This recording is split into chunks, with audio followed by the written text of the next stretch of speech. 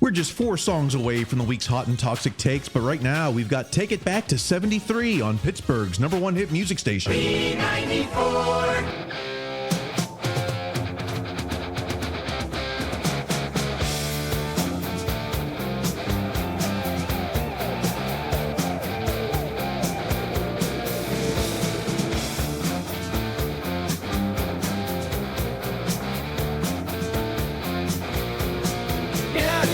Let's take a trip to 1973, before the black and gold dynasty, before their Hall of Fame destinies. Let's take a trip to 1973.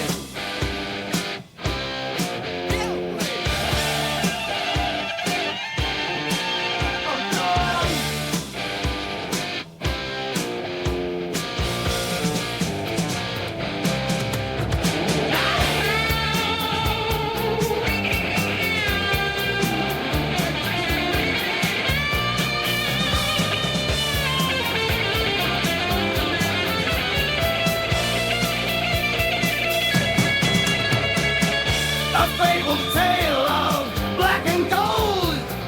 A team just 3 breaks shy of a load. Turn back the clock some 50 years. The winds, the pain, the joy and cheer. Let's take a trip to 1973, before the black and gold dynasty, before their Hall of Fame destinies. Let's take a trip to 1973.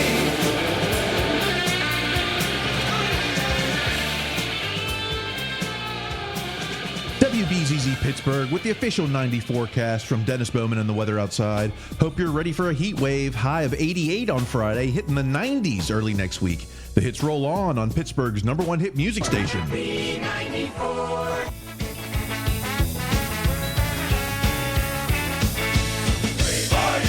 3 more years. Tomlin stays for 3 more years. 3 more years. 3 more years. Raise your Iron City Bears.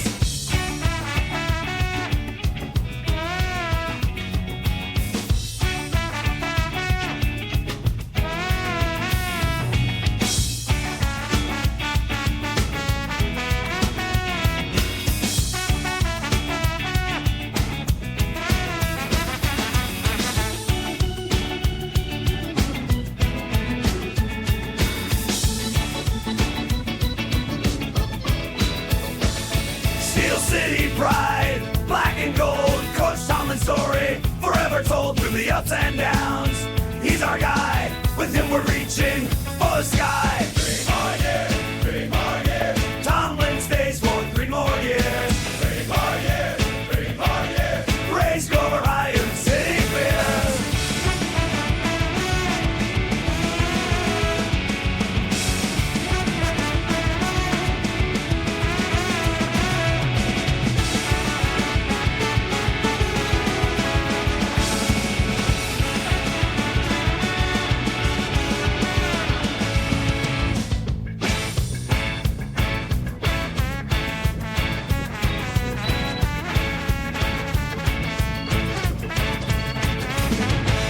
B94, and you know what the sound means.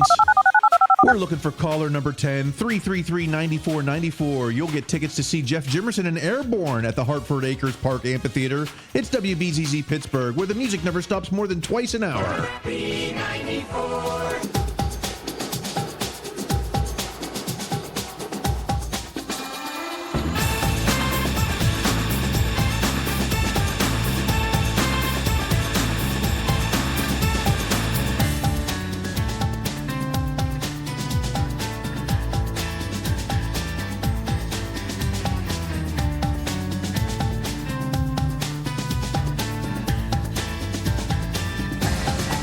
He's over here.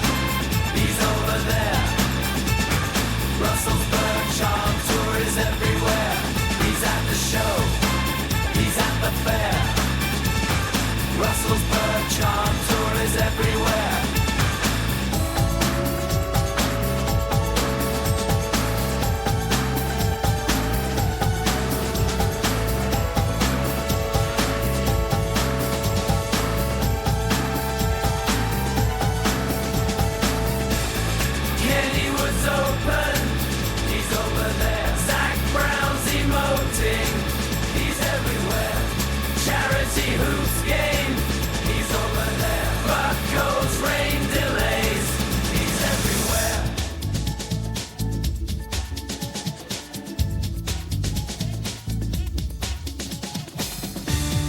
Where unseen will he be seen? Maybe let far the scene. He's over here, he's over there. Russellsburg charm tour is everywhere. He's at the show, he's at the fair. Russellsburg charm tour is everywhere. Russellsburg charm tour is everywhere. Russellsburg charm tour is everywhere. B94, I'm Kyle Chrise. Tune into Quinn and Banana tomorrow morning. They're giving away tickets to the haunted Pittsburgh downtown walking tour. Find out what has Colin Dunlap so spooked. But right now, here's Steel and Soul on WBZZ Pittsburgh. B94. Sound the battle cry. Battle cry, battle cry. Boots on the field, yeah. We make some noise. We make noise, we make The noise. black and gold swarms with a heart of steel. Of steel, of steel, of steel. Tomlin's at the helm, At the helm, at the helm. and it's all so real. So real, so real, so real.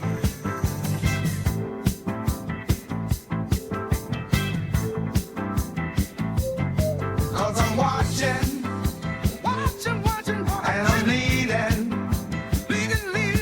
and I'm winning. I'm with the team I'm rooting for. I'm strategizing, never quitting, black and yellow, flowing through my core.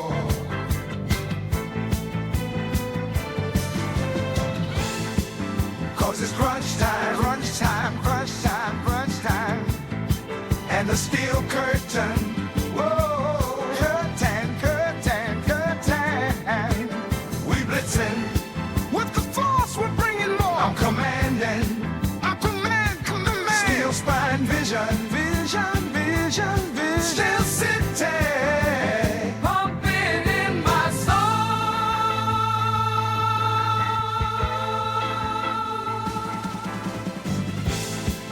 we got the power in every hour.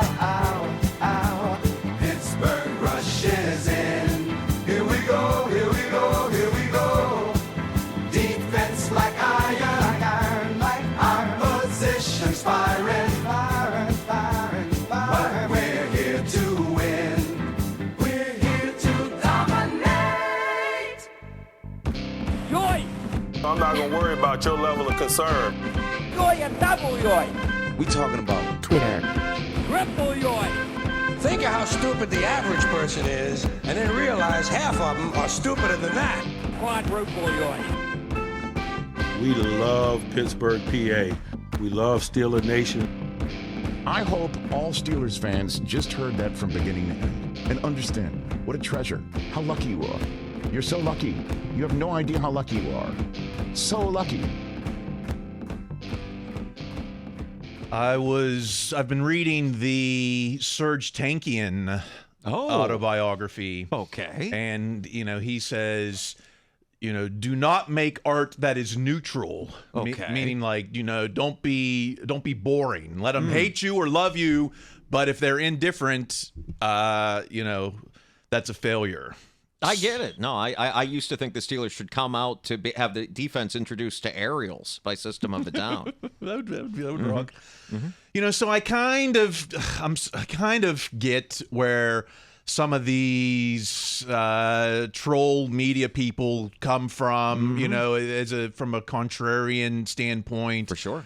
But, man, this week was not it. This was not, Mike Tomlin may love Steeler Nation. I may, what's the opposite of love? I think it's in a few System of a Down songs that sang on.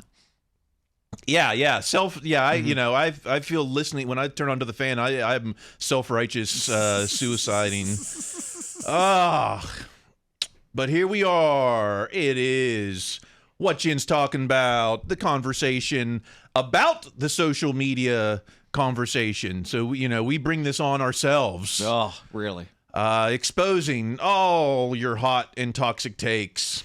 And it hasn't been this toxic in an off season since the last season. So it did seem to reach a higher level of DEFCON this past week. Yeah, was Canada at OTAs? Because man, well, I was thinking when I saw his interview that Zach Asiani guy or whatever does look like a younger Matt Canada. He really sort of does. Can you just imagine the takes if Canada showed, like there's Ryan Switzer doing drills and, well, who's that? Oh, that's Matt Canada. Just wanted to come by and do some drills. Walk by, right? Even him just showing up, or if he'd forgotten something, or just to say hi to somebody like that, yes, there would have been, that's all we would have heard about. That day will come. I am Kyle Chrise. Across from me is Greg Benevent. Hello. Today, in the second half, we have a special guest. I've been reading the book about the 1973 season, about 3 bricks shy of a load. This was probably, arguably, the greatest Steeler book, or, certainly top handful. Yes, I mean, it's famous well beyond Steeler fandom. Like, lay NFL fans at the time were certainly aware of it and beyond. It's one of, these seminal sports journalism books. Yeah, like Ball 4, you don't need to be a Yankees fan to, right? You don't need to be a Steelers fan. But this would happen before the dynasty. Right. And it was kind of, I don't know, it's like, I don't know, a fear and loathing type of, it's that new journalism style of the 70s. Anyway, it's the 50th anniversary this year, so I got the author, Roy Blount Jr., to break down some of the behind-the-scene details from that 73 team. He got to see the dynasty before it was a dynasty. So that's coming up in the second half. But before any of that, we've got some hot and toxic takes, starting with... Let's start with the Tomlin extension haters. And there are some usual suspects here. At Tim Benz, PGH. Tim Benz from Tribune Review. Mike Tomlin's contract extensions show Steelers love stability and accepting mediocrity. We're going to get, I don't even want to spend time. Let's just go straight to a similar take from who the Pony Express, Andrew Filipponi. 7 years without a playoff win, but by all means, let's give the man a raise and more years. Definition of accepting mediocrity. This is the hater line, the master of the obvious. 7 years without a playoff win. Oh, Steelers are so mediocre. But if you look up, accepting mediocrity, surprisingly, was in collinsdictionary.com. Accepting mediocrity. If you refer to the mediocrity of something, you mean that it is of average quality, but you think it should be better. So I don't think that applies to Steeler Nation, because I think what we have here is what we're accepting superbity, but we're expecting and wanting legendary. We want Lombardis every year, and instead we just get great. We just get good. We get, playoff teams with crappy quarterbacks, and so the standard is legendary. So we're not accepting mediocrity. We're above that. Yes. I don't know. Does that make sense? No, that absolutely makes sense. Just because this team has been competitive each of these down years, provided this is as down as they get under Tomlin, the stretch that we just had, then yeah, it's incredible. And it shows that if that's the floor for what this franchise can be with Tomlin, then that is extraordinary. Provided that's the floor. As long as this team continues to improve, and it sure looks like they have. I mean, a team that's accepting of mediocrity isn't going to revamp as much as they have in this past offseason. Yeah, no one's accepting, no one's going, 9-8. All right, we did, we did it. All right, high fives, everybody. That's not that's not the standard. It's just Right. the accepting mediocrity is such. I'm just over that line. I'm over the 7 years without a playoff win. We'll talk about it all show, but it's I don't know. Like, what if we beat the Browns in 2020? Would that, or 21? Would that have made anyone feel different? I don't think. No, it'd be very unlikely, just because they'd run into the exact same problem that Browns team did, which is going to Kansas City. So they would have lost to the Chiefs then, just as the Steelers team would in the year to come. What they're saying, it's a lot easier to translate this from accepting mediocrity to is a Super Bowl contender every year, which they aren't, but no one is. Yeah. When are we going to stop doing this to Mike Tomlin? Exactly. Let's, it's like he's going to be long gone. We're going to be building statues, and we're going to be like, oh man, I can't believe we didn't appreciate him when he was here. Let's keep the hater takes. How about I got blocked by this guy this week at Paul Zeiss. Paul Zeiss, it's the most amazing thing ever. Everything over the past 18 seasons that was good about the Steelers is 100% about Mike Tomlin. Everything bad is, it's somebody else's fault. I don't think that is the sentiment for the Tomlin supporters. I'm not out there saying, Mike Tomlin only does good and everything bad is someone else's fault. But I will say that the playoff losses in Cleveland was, a Pouncey snap over the head. How many Ben interceptions? The Jaguars playoff game, what was that? What is it, 2018, 2017? Yeah, something like that, sure. Well, again, turnover, I'm not going to blame Tomlin on playoff losses. Everything else is bad. I don't know. Can you say Matt Canada? Maybe, sure. Maybe I'll say that's bad. But and just like everything good isn't also Mike Tomlin. There's been Big Ben. There's been T.J. Watt. Players play. Coaches coach. When T.J. Watt single-handedly wins games, I'm not going to say, Tomlin, you put him out there to win. Right. I mean, there's Tomlin is involved in every process of this team, every part of this team. So it's, in a way, it does kind of make sense that he shares both the blame and should accept the credit and should get the credit when things do go right. I mean, you can make the argument that, like, a lot of the mistakes that have come early in those playoff games are from teams that maybe weren't prepared to play, but I'm not sure exactly what that would mean. I mean, in the Jaguars game, Bell shows up 5 minutes before the game starts. To its heart, AB is. I mean, there's so much that went wrong there before that. But can you say the team wasn't ready to play? Can you say they weren't ready to play in the Browns game? Sure. But ever since then, they've gone into the playoffs and taken on teams that are far more talented than them. And I don't think that it matters if you could be very well prepared and well coached. In the end, the other team is just that much better. Yeah, I mean, if Mason pulls out some crazy upset in the playoffs last year, would people be saying, "Oh, Tomlin did"? No, they'd be talking about how Mace did it. It's so. I don't think Tomlin gets the credit for overachieving with under talented teams. Certainly, he gets credit for never losing a locker room. Mm-hmm. He gets credit for finding what the desires of men and making them perform to their potential or beyond it. Okay. Yeah, no, that makes a lot of sense. Absolutely. I can agree with that. Yeah. And I also think in the playoffs, there's a limit to that. There's a certain ceiling you hit where, you can't where no one can get that much out of a roster that doesn't have as much talent as the other team consistently in a win or go home scenario. And everything doesn't have to have a fault. Right. It's like, Steelers lost to the Chiefs in the playoffs a couple years ago. Whose fault is that? Well, maybe it's a better team. Yeah, maybe it's no fault of their. Mm-hmm. It's like the teams played and the team won. It's the better team won. Yeah. And I see that on the micro, even in the games. It'll be like, that was someone's fault on that third down. It's like not everything is a fault. There's also credit. Sometimes credit is deserved. The other guy beat you. I mean, that's the other guy's a better player. They had a better plan for it. They had a better something or other. Yeah. That's moment. Better moment. Sometimes a better moment. I don't, it's, but the takes continue.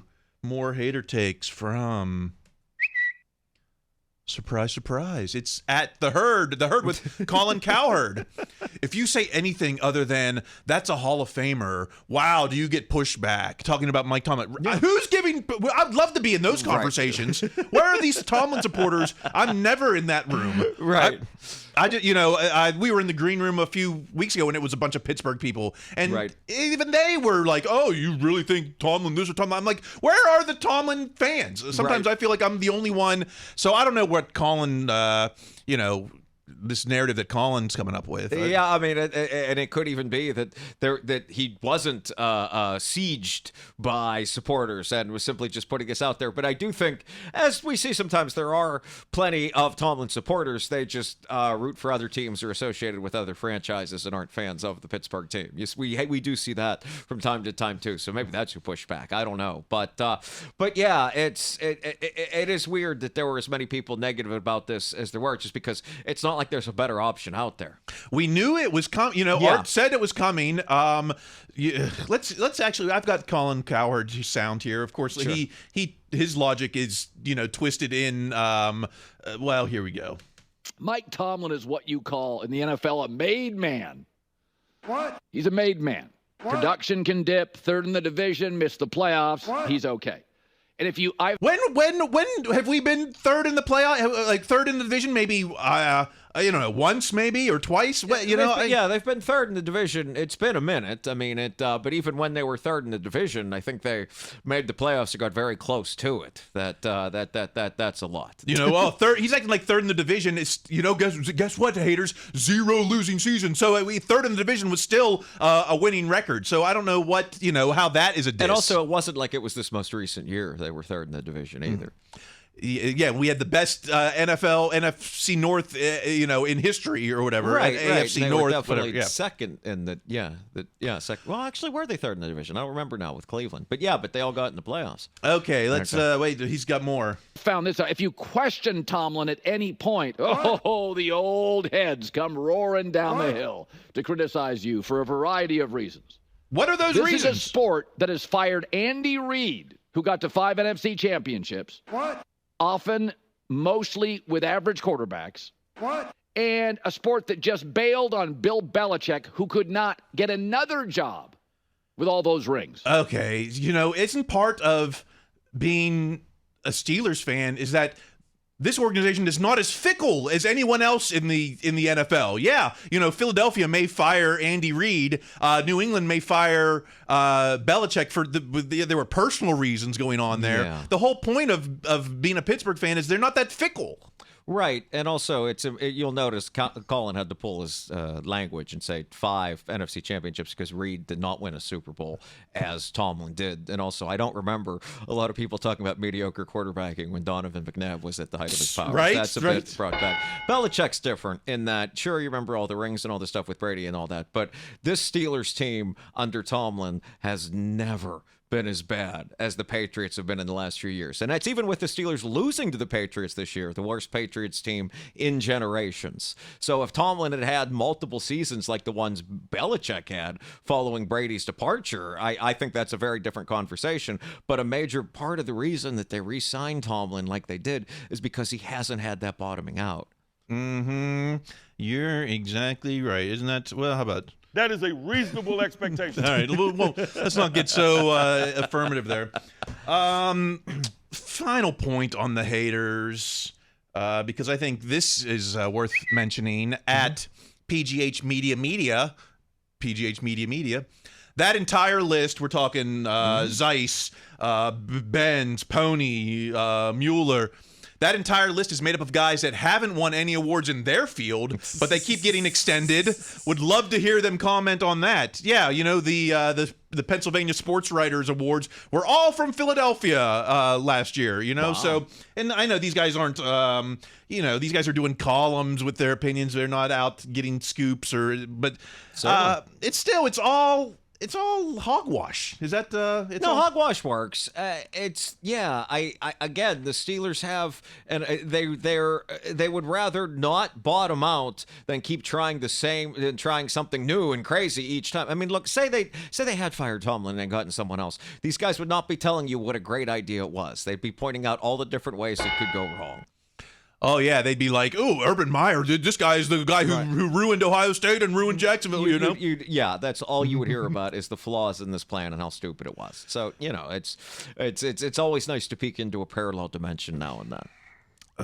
I get it. You gotta don't be neutral in your art. I guess is that what Pony is? Is that art? I guess over at the Fan. Oh, I think Pony has trolling to an art. I think that's a very reasonable assumption.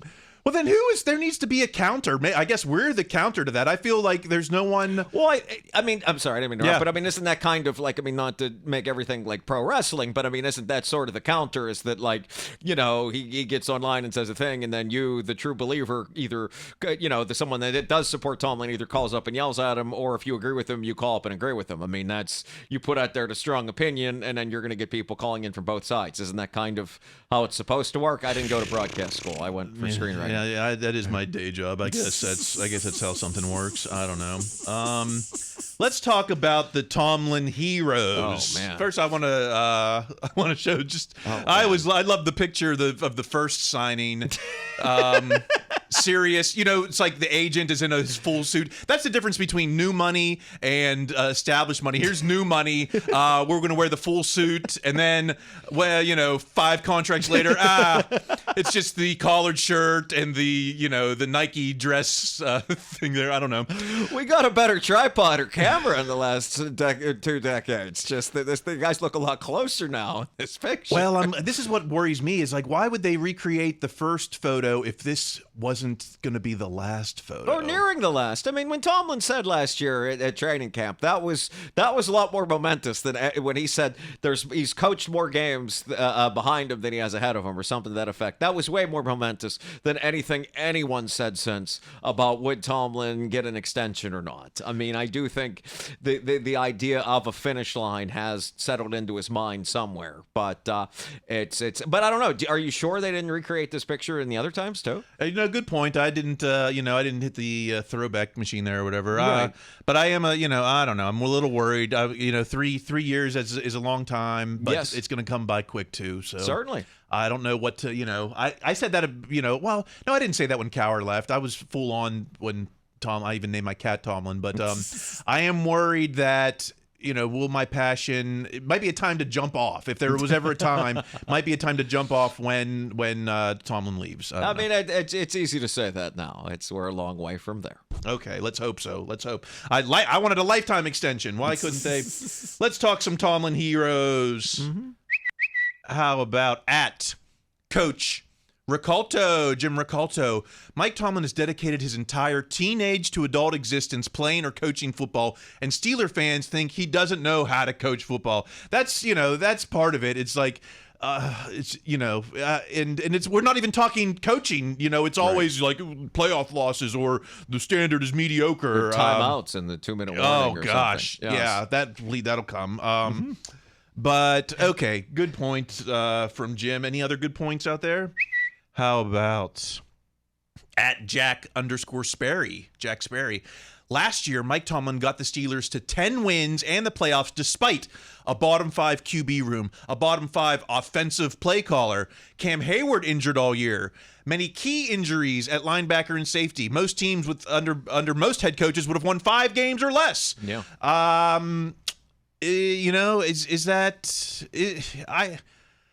Again, it's like I don't want to say winning records are the standard, but is it an accomplishment to say, hey, we got the 7th seed in a wild card spot despite all these challenges? Oh yeah, because it's just every team's going to have injuries, but the Steelers were literally calling guys off of the couch to play inside linebacker. I mean, there was not a lot of that going on anywhere in the league at any position. They won a lot of close games and they lost some close ones too. So it is a credit to Tomlin that he was able to get this team with all its many flaws to moving forward. It really was. Was this what was the Duck year or this past year or 2021? What do you think is the best accomplishment for us? It's always the Duck year had that genuinely great defense. And that team did end up not making the playoffs. So I guess I'll go with this year just because I also think the schedule might have been a little bit tougher this year, too. Okay, yeah, that Duck year would have been a 7 seed if the 7 seed existed. Right. All right, let's dig into some deeper stats. He's heating up. Okay, let's go to at Blitz_Berg, Blitzberg. The Steelers' point differentials over the last 3 seasons. Last year, -20, 2022, -38, 2021, -55. Mike Tomlin somehow led the Steelers to 3 winning seasons and 2 playoff appearances in that span. Is that a more impressive stat? Or, offenses have been meager. Yeah. Yes. What else is there to say? I don't know. Well, I mean, it always comes back to how much is Tomlin involved with roster management, because this does not look good in terms of roster management. But it is, again, very impressive that these teams have won despite those stats, which also imply that, like, a lot of the losses have been bad and the wins have been close, which is how you get to these numbers. Is it all on a quarterback? Can we put all the blame on a quarterback? Can we say, oh, well, Matt Canada? Well, yeah, but Ben had Matt Canada, and that team got blown out sometimes too. They really, really did. I mean, that game in Cincinnati, Ben's last game there, was one of the worst of his career. Yeah. We'll see. I guess we'll see with Russ and Fields. Okay. How about one more big stat here? Oh, that's not what I wanted, but I'll take it. At A Saunders_PGH, Alan Saunders. There have been 28 head coaches hired in the NFL since the start of the 2020 season. Only 2 have a better winning percentage than Mike Tomlin. None has won a Super Bowl. Right. So, we're talking about the worst era of the Tomlin career, and it's still better than 29 other coaches or something. Oh yeah, no, and I'm sure that isn't. There aren't just 2 or 3 other teams that haven't gotten a new coach. A lot of these teams have gotten new head coaches multiple times in that span to get to this number. So yeah, that shows just how what a high floor this team has had. Let's go to. Is this an accurate take? At Fanta Skippy, Jeffrey Benedict. Playoff win-loss record is the worst measure of a coach's success. In 2017, the Steelers went 13-3, got the bye, but lost in the divisional round with linebackers off the street. 2017, Browns went 0-17. Playoff win percentage said the Browns had a better season because they were 0 for 0 compared to 0-1. Right. I don't know if I'm willing to bend that far back, but I see the point is you can't say you could be like, yeah, both teams didn't win a Super Bowl, but you can't say that this 2017 13-3 was a failure of a season. Right, and I think that's also, we're now seeing the rise of that rarest of things, pro-Tomlin trolling. Which is we don't get enough of in this world, but yes, that is. But I also think this does kind of goes to show some of the statistical games you'll see played on the other side too. I think there's some other argument. This intellectually dishonest argument can be used to highlight the intellectual dishonesty of other arguments. Yeah, I like that. I'm gonna repeat that sometime. Okay. Let's go to. At 93.7 The Fan, 93.7 The So-Called Fan. Do you agree with Score and Doran's perspective on Mike Tomlin? Well, what is the perspective here? We've got first here's Adam Crowley, trying to find middle ground in this argument. He's trying to be Switzerland. Let's see. He sucks. He's great. Where's the middle ground? There is middle ground here. Is there? I think that it's not he sucks, he's great. What's the middle ground? I think he's great or he's I don't know what those aren't the 2 parameters. I don't think there's a middle ground between he's great or he sucks. The middle ground is he's great or he hasn't risen to certain challenges. I don't know what is there a real middle ground? Well, I think it's hard to in something that literally just goes by wins and losses. It's hard to escape a binary result. I will say what I think is that Tomlin is in the top 10 of coaches in this league at any given year that he's been in the league. And that's what makes him worth hanging on to, is he's rarely, if ever, going to drop out of that. So, I don't know. That's my best take at a middle ground. I'm not sure that necessarily is one. Yeah, I think the middle ground is he's great or he's Hall of Fame. Let's not put him in the Hall yet until he can get to the Super Bowl again. Okay, maybe that's a middle ground, but it's certainly not he's great, he sucks. That's, I think Doran Dickerson... I think it's the middle ground on the fan. Oh, well, no, it's he sucks or he's fired. What's the middle ground, Actually, I think Doran Dickerson might sneakily have the bottom line here. Let's see what he has to say. The talking heads, you can ignore them. I mean, you don't really care what they have to say. They're not in the building. Well, first off, aren't you a talking head, Doran Dickerson? Okay, what? He was on the practice squad at one point. Like, he's been around the team. Yeah, no, sure, but I'm saying, that's like, don't ignore these talking heads, except our show, of course, anyway. And the person he's talking to directly. Yeah, anyway. They're talking on TV for a reason, and it is what it is. What? You can ignore the negative people. What? But one thing that you can't ignore is whenever somebody like Micah Parsons, who's playing for the Dallas Cowboys, said that if he were to play for any other team, that he'd want to play for Mike Tomlin. Yeah, isn't that, isn't the way he's kind of, he's the biggest rock star in this league, we've got the Ray Cloud quote. What is it? Coach T, besides my Lord and Savior, Coach T saved me. It's like he's the Beatles of the NFL. He's the reason people come here to play Patrick Queen. Russell Wilson, Justin Fields. He's and the way he can motivate anyone from QB1 to special teams number 90 or whatever, player number 90 on the roster. He never loses a locker room. He's always in it. Week 17, never been out of it before Christmas. Is that it's I say it all the time. It's despite the losses in the playoffs that we still want to keep him around. And is that kind of, I think Doran's kind of saying something. Yeah, like Doran's sort of getting to that. Is that he's as you mentioned, he's this ambassador for the team. That's what made it so bizarre when that player from the Commanders took less money to go to Washington. Yeah, what was that about? That was a wild. Or I imagine they probably use him differently than the Steelers were planning on. But I mean, that's what makes that story such a rare example. I think that's just it. It's the next guy could be a home run, sure, but the odds of that aren't great, particularly because you've had now 3 Hall of Famers in a row. And at some point, the law of averages is going to catch up to that. Yeah. Let's give the final word on Tomlin extension heroes to, this was a requested to be on the show, at Steelers Oz, Steelers Nation Australia.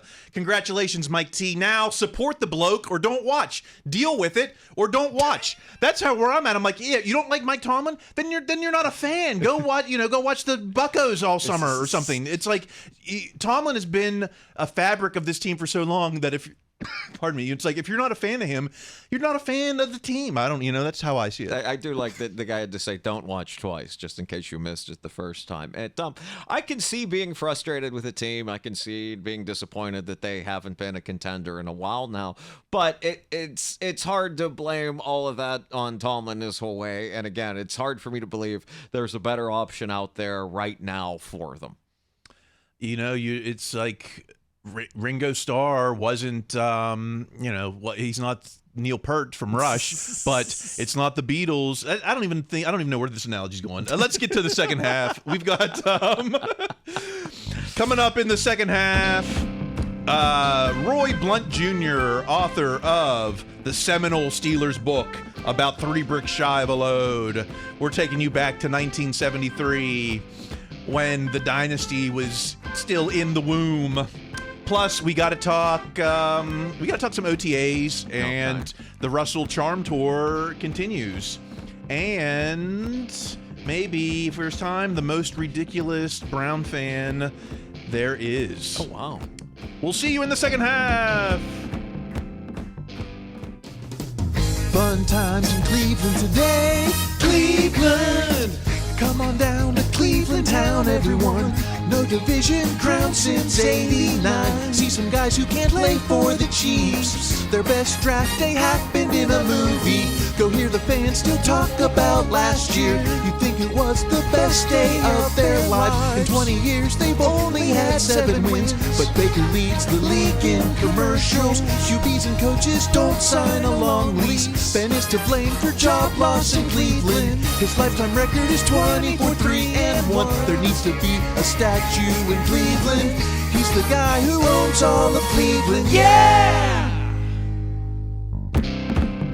Well, welcome back. I'm very excited to talk with today's guest. He's an author of more than 24 books, including arguably the greatest book about the Steelers, About 3 Bricks Shy of a Load, which is celebrating its 50th anniversary this year. He also publishes a very entertaining Substack called Take Another Little Piece of My Heart Now.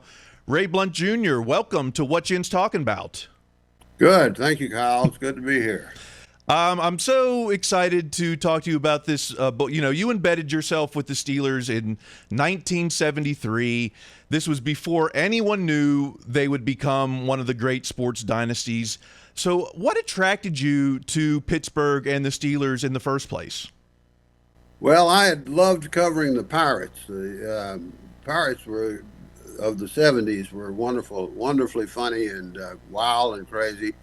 And, you know, they had Stargell and Sanguian and Clemente.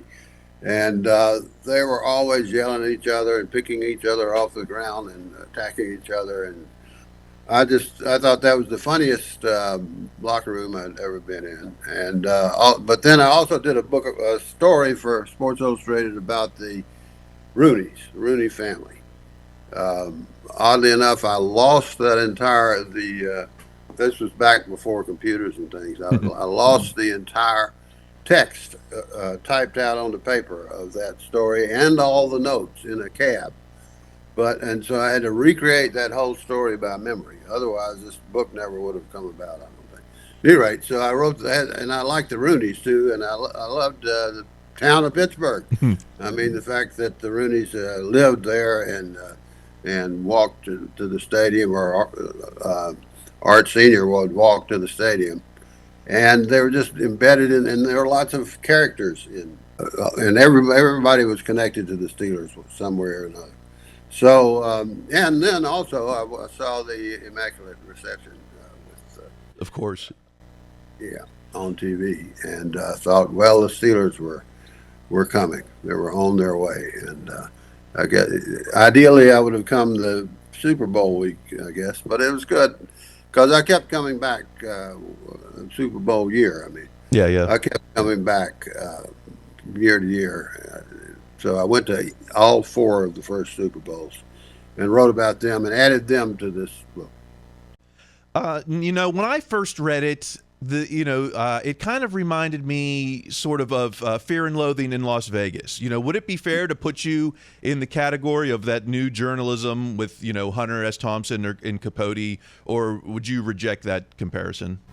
No, I think so. I mean, gonzo, they used to call it. Yeah. Trump appropriated that word recently without knowing what it meant. But there was a sort of wild and free kind of coverage of people who were wild and free. And, in fact, Hunter Thompson tried to do the same thing I did, only he tried to do it with the Raiders, but they ran him off after a while, the management. So my reputation was a little less gonzo than his, so I was able to slip in there. But I was trying to do a regular job, and it wasn't all about how wild and crazy I was, which sometimes gonzo it was about. And I tried to get as deeply into the individual players' psyches as I could. Who do you think you became the closest with? Just from reading, it seems like Ray Mansfield was certainly a confidant. Yeah, Mansfield was probably my closest friend on the team. Andy Russell too, and but LC and Dwight White. I really had a range of confidants on the team. Rocky Bleier offered to tape a team meeting for me, but I thought that sounded a little. I appreciated the offer, but I thought that was a little like I was going where I was not. That's the only thing, the only aspect of the Steelers' lives that I didn't get in on was team meetings, and but then I heard about them afterwards. So. I think one of the fascinating things is, the offseason before you joined them, Ernie Holmes was arrested. There was a police chase and a shootout, but he returned to the team for camp. Today, that would be a huge media circus. What was the attitude toward that situation when you arrived? Well, everybody was saying, don't provoke Ernie, don't provoke fast. And so I gradually got to know him. But then, what was the whole story was that I talked to him about it and about his episode. Well, he had actually been shooting at police helicopters overhead. I mean, it was a real. But the Rooney's took him back and talked to him and helped him get straightened out financially and one thing and another. And so he was back with the team, and he was a big part of that of the steel curtain. And but I just was careful and got to know him, and he saw that other people on the team trusted me. So I don't know why they trusted me so much, as a matter of fact. But I tried not to get anybody arrested or divorced or fired. And there's a lot of material that you can get into without getting into any of those. Definitely. One of the things that fascinated me, you wrote that the locker room was divided into three contingents. There was the country boys, the black players, and the geeks. And I was curious who might be considered a geek. I was thinking maybe Jack Ham. I don't know who might have been a geek on that roster. Probably Craig Hanneman, who's also a country boy, but he tipped snuff. But he was also, I've forgotten the geeks. I don't know. I've forgotten that part. I'll have to go back and read my book. Oh no, sure. I don't want to nitpick certain details, but that just was pretty fascinating. Race was kind of an ongoing theme in the book. You wrote that the social scene among the players was still kind of segregated in '73. Were there players that could cross those color barriers? Did you have a problem, with that kind of situation? It was fluid, and they had these parties that everybody came to. I've forgotten the name of the man now who would host the party after every game, and there was lots of black family and white family interaction. People telling what would now be considered inappropriate jokes back and forth across the color line. It was, I think, a healthy mix. And the one thing was that the black players were pretty much from the South, from Texas or Mississippi, in the case of LC, for instance. And so there was some considerable cultural overlap there. But they weren't famous yet, and they hadn't really hardened to any. And they all came from. Andy Russell was the only really middle class. The only one with a middle class background. So I think they all had lots in common growing up. And I found it was still sort of being sorted out racially, but I think while I was covering them, it got sorted out. In fact, a couple of Joe Green took me aside afterwards after the book came out and said, you brought up a lot of shit that we dug. You depict a pretty harsh reality when it comes to injuries that maybe most fans weren't aware of at that time. But were concussions or brain trauma on anyone's radar yet at that time? No, it's really kind of embarrassing how little. Ernie Holmes had gone off on a tangent, but there was nothing. No, the first person who was the now Mike Webster. Webster, Yeah. Mike Webster was the first person to show that, and he showed it in. I almost said he showed it to a sudden and considerable extent, but but that was after I spent the '73 season with them, and then kept coming back '74, and Webster didn't even join the team till '74, so by the time he didn't start showing symptoms till after I was covering the team. But steroids also. Jim Clack was said to have taken steroids until his wife made him quit. And he was not huge. Steve Corson later on was huge. Corson also was after my group, really. And so I was able to get at them before they were. But now lots of them have, hardly any of the players alive today after, and they were all mostly younger than me. Yeah, no, there's a great story about Jim Clack putting on weight. I'll let people pick up the book to get all that. Now, you observed the fans. They would boo Terry at times. This is obviously before he was the legend, but how did you perceive the relationship between the fans? How did they perceive the team and the players? It seems like, I don't want to. I don't know. It just seems like they didn't. I don't know. I don't want to say ignorant of the players as humans, but it certainly seems like they treated them, as commodities or as people on TV or something. Yeah. Well, I think fans in general tend to. Not just football fans, not just sports fans, but fans tend to think they own these public figures that they're attached to. They think they're part of these people's lives, and they will, talk about them as if they know.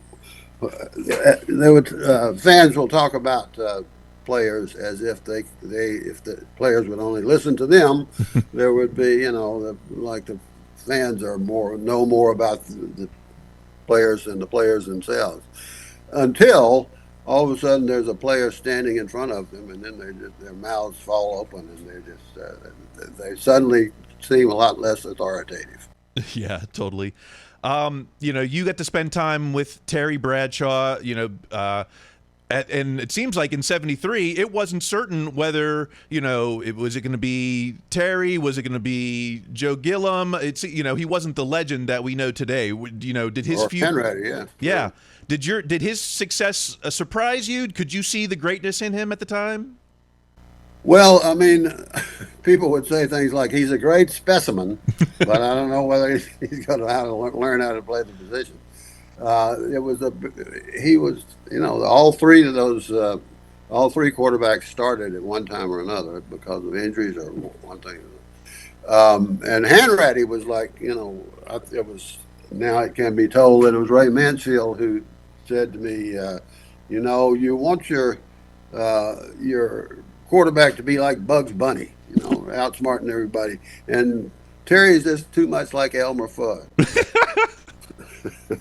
Then I talked to Bradshaw's agent after that, and he said, after your book came out, Terry called me up and said, "Who is Elmer Fudd?"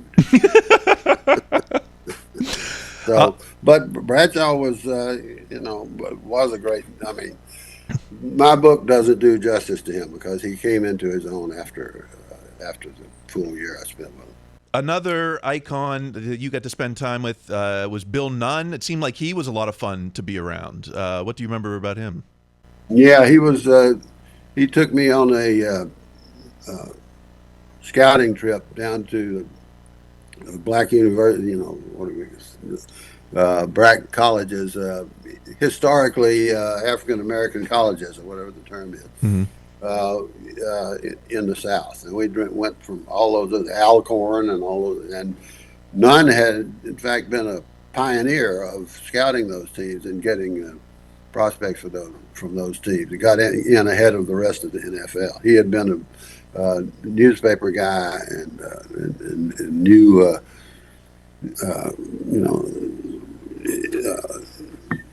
the Pittsburgh Courier. He was worked for them, and he knew the whole black college scene down there, and knew everybody. And we would go down, and I saw some of the greatest halftime shows I've ever seen, and I saw, and that was a lot of fun. We at one point I was in. I fell over back. We were eating. Oh God, what's that stuff? The stuff that you cut out of the lining of stomachs of pigs. Oh, like chitlins. Chitlins. Yeah. We were eating chitlins. I can't believe that I've drifted so far from my roots that I can't remember the word chitlins. We were eating chitlins and drinking bourbon in this an after hours club, and I tipped over backwards in my chair and fell flat on my back, and I just got back up and recommenced. But I was able to hang with those guys and they weren't quickly embarrassed by me. So it worked out all right. Today, people younger than me never got to, even see Art Rooney, the Chief. He's kind of like a mythic figure for generations now. And then reading your book, it's you kind of add to the myth. You say that there's really you couldn't find any negative thing to say about him. Was he really that great of a guy? Well, he was a great. Yeah, I think he was had managed to acquire a saintliness to the point where he worked hard at it. Actually, he went to everybody's wake, and he was. And he had this great sort of, he seemed perfectly open, and available, and yet he had this reserve that, so he played his character well. And then he knew, he had actually played baseball, amateur baseball, with Honus Wagner. Wow. After Wagner played in the big leagues, he came back to Pittsburgh and would play in some kind of amateur league. That's how I learned to pronounce it Honus rather than Honus. So he had been around a long time, and I guess there's been more reporting since my book about how deeply involved Art Rooney was in the rough element growing up in Pittsburgh. His grandson, Art II, is now the team president. He would have only been like 20 at the time that when you were with the team. Do you remember any presence he had? Yeah, he was around. I knew him. He was a young guy, and I went. I came 2 or 3 years ago. I went back and wrote a story for Sports Illustrated about going back, and I hadn't really kept up with Art III, and so it was different. I didn't really establish a bond with him, but he was a good kid, obviously, and had a future with the team, as we have seen.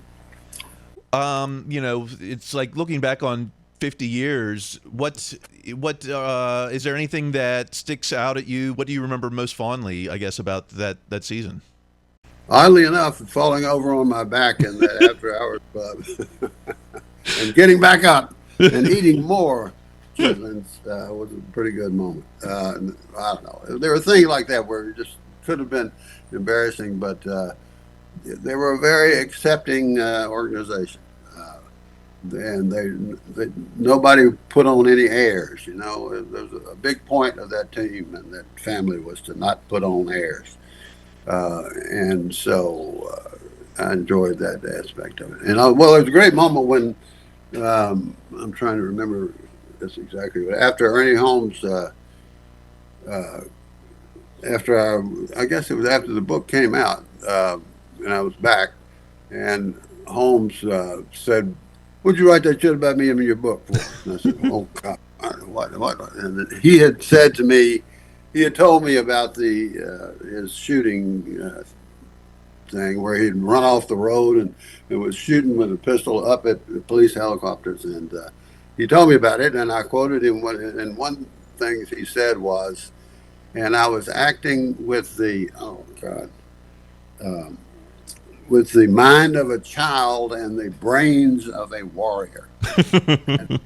I quoted him as saying that, and well, he did say, and so. But then I ran into him on the plane, team plane later, and he said, and he gave me a hard look, and people were saying, "Don't mess with him," you know. And somebody said he's running on a 30-watt bulb. But we'd already got along. He had shaved his head, so it was an arrowhead pointing ahead. But at any rate, I tried to talk to him, and I said, he said, "Hello, enemy." And I said, "No, we're not." Somehow we talked it down, and we got to be friends again. And so it was things like that. And other people, Craig Hanneman didn't like what I wrote about him. And I was sorry about that, because he had been very free with, and I didn't character. Well, I don't know. I just quoted what he had said to me, and he's the only one, I think, who really I was disappointed at his being hurt by the book. Well, there's so many fascinating details that you need to get the book to really discover, from Hitler's chauffeur to arm wrestling wives, John Kolb's life-saving heroics. So I encourage everyone to get the book. You can still purchase 3 Bricks Shy of a Load on Audible, and you can subscribe to your Substack at royblountjr.substack.com. Is there anything else that I should plug before we wrap things up? No, I wish I should run out and write something right quick so you could plug it. But, well, we're going to give away a copy to our listeners, and I really appreciate your time with us, Mr. Blount. Thanks so much for hanging out today. Okay, Kyle, thank you. I'm sorry, I'm wearing my Mel Blount jersey, by the way. Oh, that's great. That's a good one. Yeah. Okay. All right, congrats, and good luck with everything else.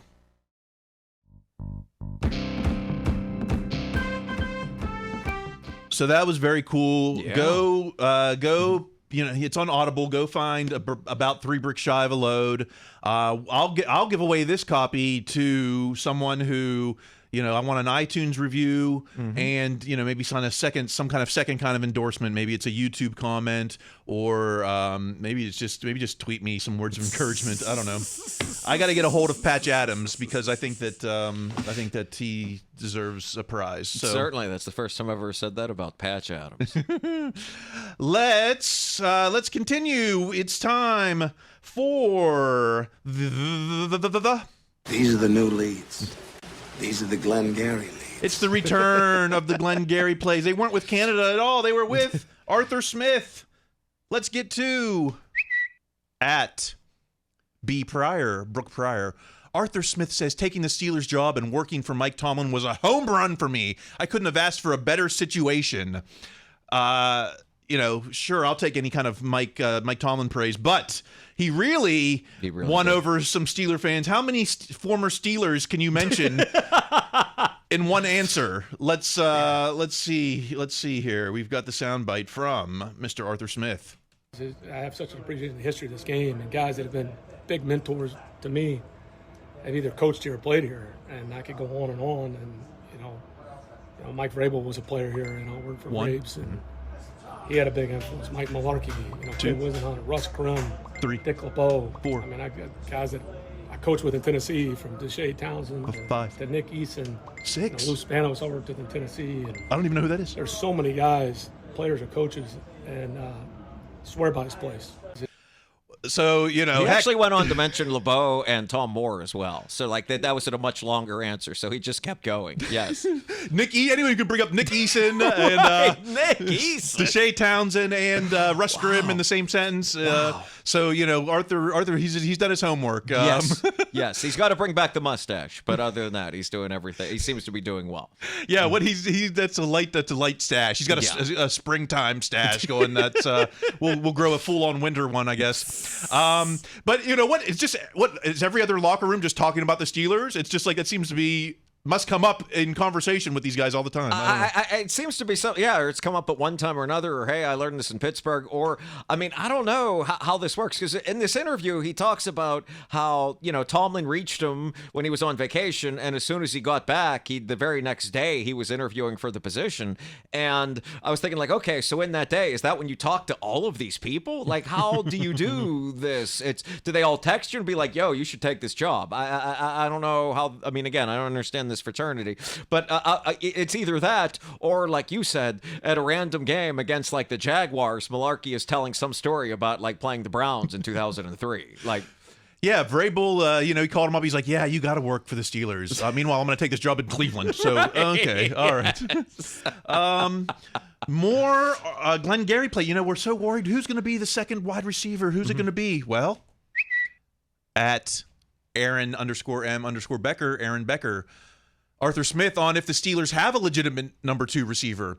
That's all subjective. Things happen during the season, yada, yada. Oh, who cares about the number 2? That's subjective. We have what is that? What is he saying? That we have it on the roster, or that we're making too much about who the number 2 is? I think he's trying to say both of that, and I think this all actually reads as no comment. This is how very intelligent people answer a question that they do not want to have to give the answer for, because he says, that's all subjective. Of course it is, because we're talking about football. Things happen during the season. That's how it works. They have conversations, but that's ultimately not my responsibility. Don't ask me, and you're always looking for improvement. Thank you.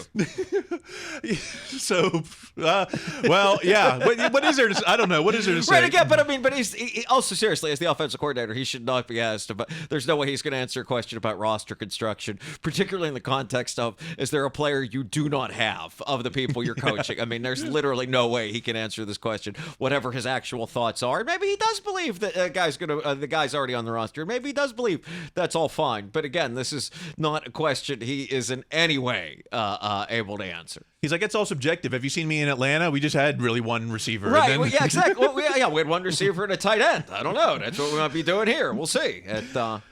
Okay, but you know, if we gotta bring the good with the bad, there is this at Sharp Football, Warren Sharp.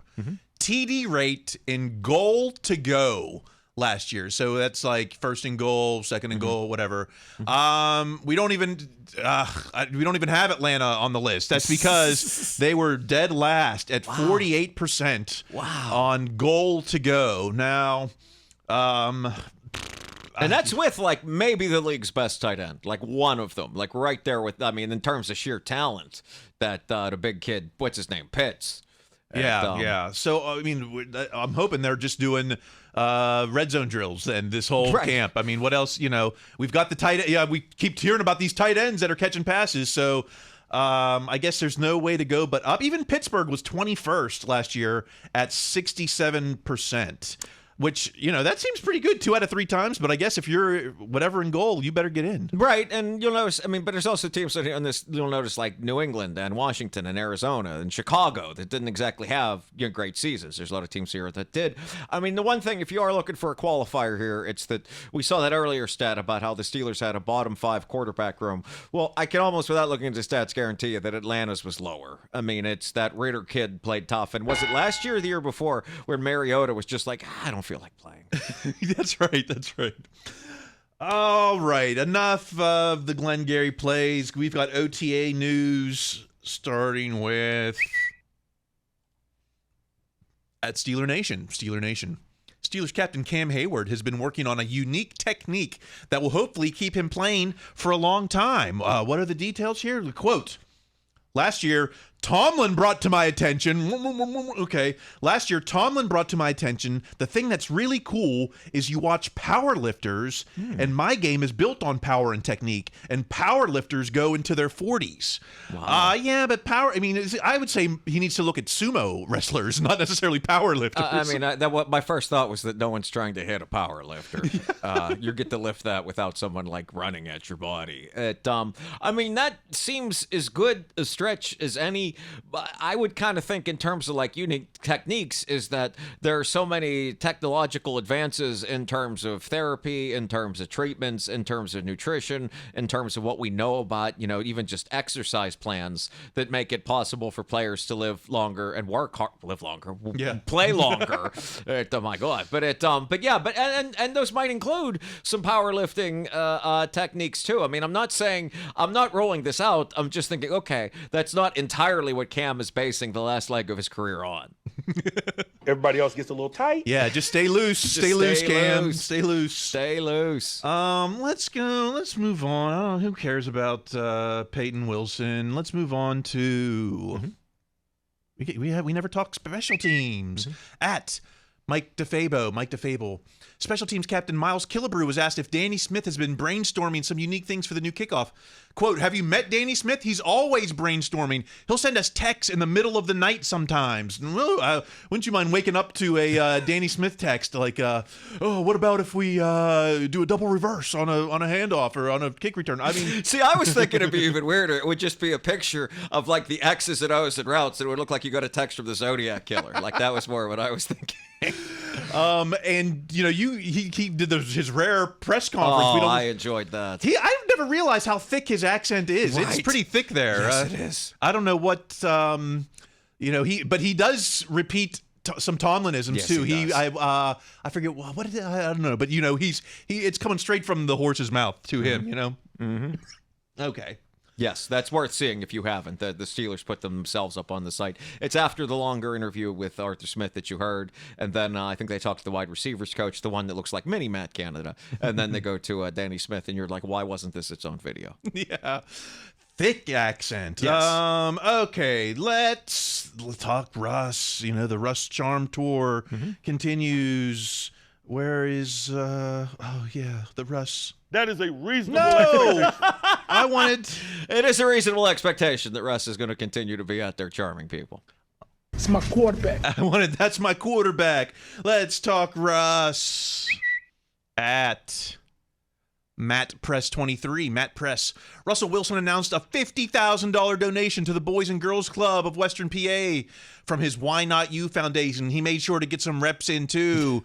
Okay, so that was 2 days or 3 days. I don't know. That was early in the week, but that's not all.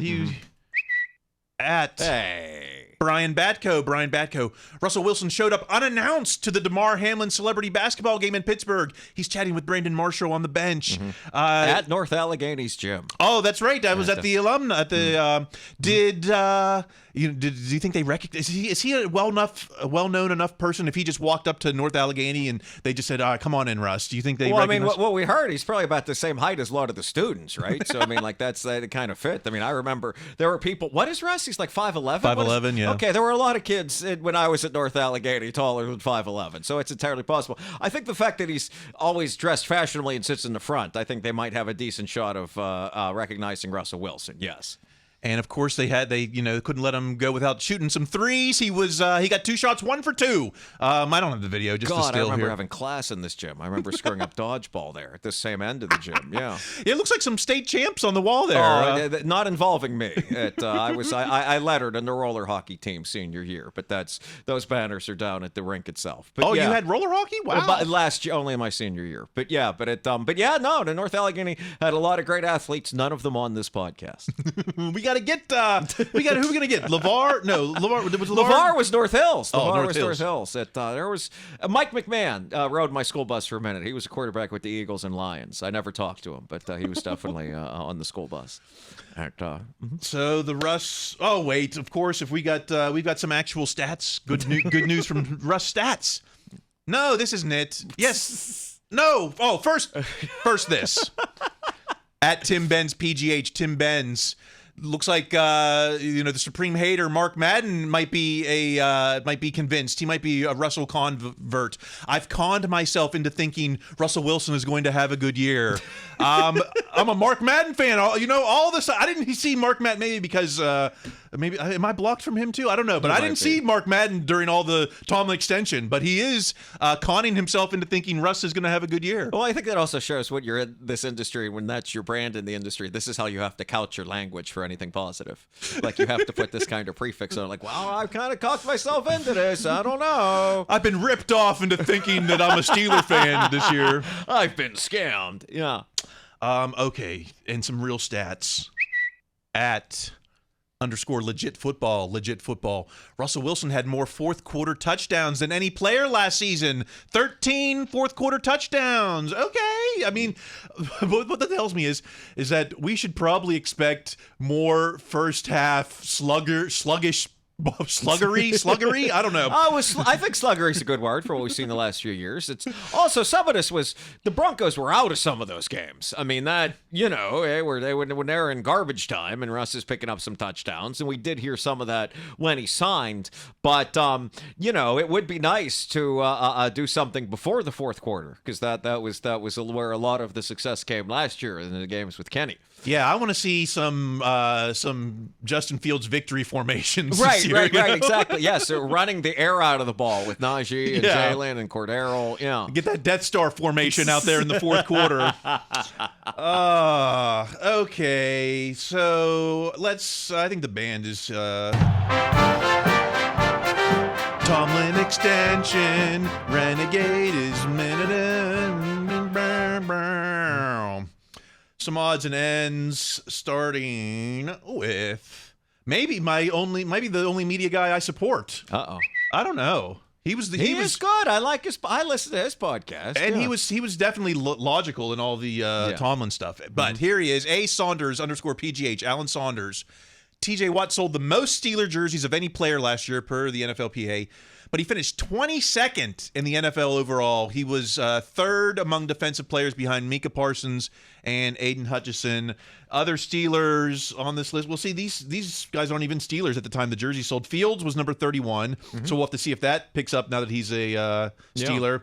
Pickett, number 34. A lot of jerseys, I guess, being sold now on eBay. And Russ Wilson, 42. I mean, what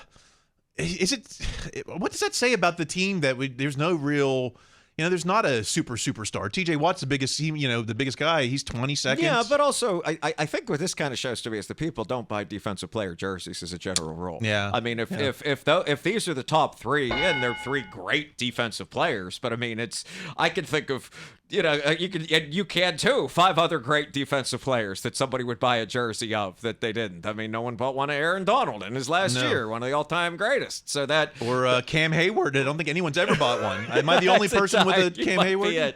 But it does show that people buy offensive players. But I think that just it. It shows that the offense is, the offense doesn't have any superstars. But if anyone makes a leap, then they'll make the leap here too. Joey Porter Jr., I don't know. He's defense, maybe not. But I would think that a Russ Wilson, we'll see. Also, and by the way, you'll notice none of these guys are in the secondary. So that might even be tougher. Like, you might have to be a, pick off 1 million passes kind of guy to get there. Like, good point. While we're talking TJ Watt, how about, this might be a hot take, at _ML football. Legend Steelers pass rusher TJ Watt is already a Hall of Famer at the age of 29 and is one of the greatest players we've ever seen. I've made the argument in here that TJ Watt is on pace to be the greatest Steeler, but we've kind of come to the consensus it's going to take playoff wins. Yes. So, can you put him in I agree with the first half. I think if he retired tomorrow, he's probably already in the Hall in that same way that Megatron. Guys like, Terrell Davis has the Super Bowl, so that's not a great analogy. But guys like that who, Joe Thomas, he played a couple more years. But yeah, guys like that are in the Hall of Fame. If he retires today, I don't know if he's a first ballot Hall of Famer, but he would eventually get in. But being one of the greatest players you've ever seen, that track is not closed off as we enter the second decade of his career. Like, that track is still open. That's not to say he'll do it or he'll become it, but it's not impossible as it is for 99.999% of the players that get this far in their careers. He's like the AB, I think, right now. If he retired today, it would be a lot of both sides of the fence of that debate, I think. But heck, playoff wins, right? Playoff wins. Yeah. Well, especially in this franchise. games when, it's was it the Steelers fatigue, and that'll obviously lessen a bit as we move further from the 70s. But still, they're still gonna be like, okay, is this guy really good enough? And you want to put another Steeler in there, and so yeah, that exact thing. It would certainly help his case and Cam's to for hopefully things continue to trend upward. All right, one last thing here. Let's go to at Nick Padone 12. Nick Padone breaking. I've obtained more photos of the Cleveland Brown Cybertruck. Oh, that's God. right. User on Reddit, user DP Runner 818. Oh, dog pound. Okay, DP Runner 818 has bought a Cybertruck, and I was like, "Is this the General Lee?" No, it's the Cleveland Browns colors. Man, I mean, I wouldn't drive this around anywhere, let alone Cleveland. No. I mean, it looks like somebody took the car from their favorite 8-bit video game and then just tried to make it in real life. I was behind a Cybertruck at a light for the first time this past Sunday, coming back from Kyle and I went to support a friend's show, and I was embarrassed looking at it. Like, I was embarrassed I recognized it, and that was just the regular silver one that looks like somebody didn't finish it, which turns out it's pretty accurate. But yeah, this is as hideous a vehicle as I have ever seen. And by the way, it would be that if it just wasn't the Browns. Yeah, like the Steelers Cybertruck would also be ugly and stupid. It's just like the Browns. Like doesn't really play well in the water. Can't get it wet. Better not guarantee all payments up front. Right. Okay, well, I think that's what we've been talking about. That's what we've been talking about. Thank you, extended coach.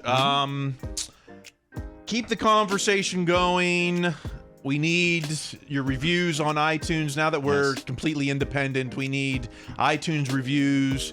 I wouldn't mind YouTube comments or YouTube subscribers. Yes. If you give me 2 of those, I'll put you in the running. We're giving away Tomlin's biography, not autobiography. Tomlin's biography.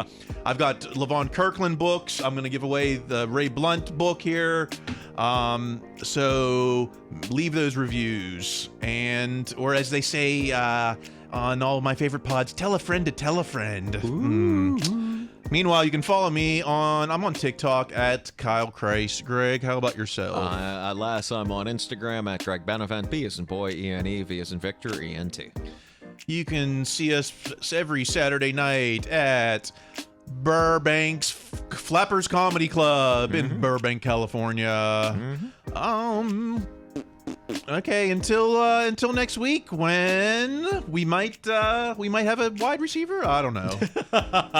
What will come first, a wide receiver or Cameron Hayward extension? A month ago, I would have said the receiver, but now I imagine Cam's extension. Who knows? All right, until then, keep listening to your coach. Be their best selves. That's going to be required. Stay in school.